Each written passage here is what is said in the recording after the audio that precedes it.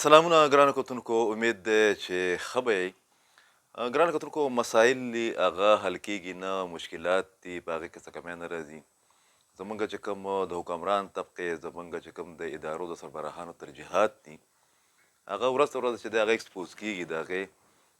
مشکلات کمپلیکیشن چې کوم دي، پیچیدګیانې په هغې کې نور اضافه کېږي. چاته شاید چې هغه د هغه لیول یا د هغه کچ احساس نشته، د کوم چې پاکستان ته، پاکستان معاشرې ته، زمونږ تعلیمي ادارو ته، زمونږ ریاستي ادارو ته، زمونږ چې کوم سیاسي ادارې دي، هغو ته چې کوم مشکلات راپېښ دي، په هغې باندې چې کوم نیوکې کېږي، کوم سوالونه او خدشات راوچتېږي، هغه چونکې حل کېږي نه، څه پیشرفت پکې نه کېږي، نو د هغې کنکلوژن موږ دغسې راویستی شو، خلاصه یې دا راوځي چې د پاکستان چې کوم موجوده کوم سټیټس دی، دلته چې کوم مشکلات دي، هغه خدای دې نه کړي، خدا نه خواسته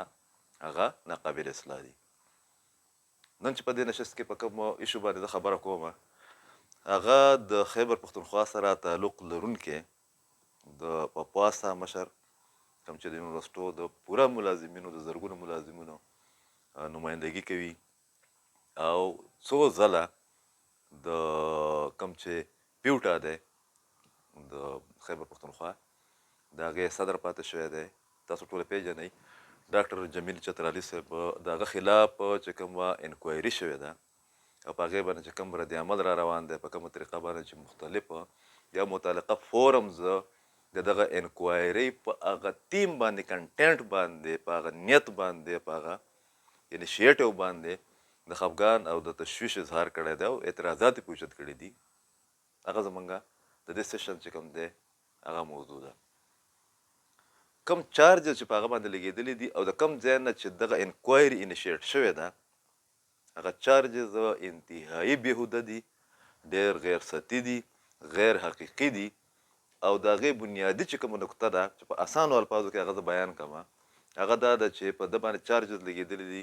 په جمیل چترالي صاحب باندې، چې ده په سوشل میډیا باندې د ریاست خلاف خبرې کړي دي،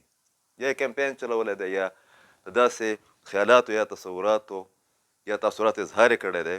چې د دغه انکوایري کې چې کوم اعلی دماغ ناست و، چا چې د دې اډر ورکړی دی، او بیا چې چا هغې کړي دي، دغه انکوایري کړې ده، او بیا هغه چې د پبلیک شوې ده، د جمیل چترالي نه مخکې زما په خیال باندې هغه مخکې میډیا ته لیک شوې ده، هغې ته ورکړی شوې ده، چې موږ ډېره غټه کارنامه کړې ده. موږ د یو معزز پروفیسر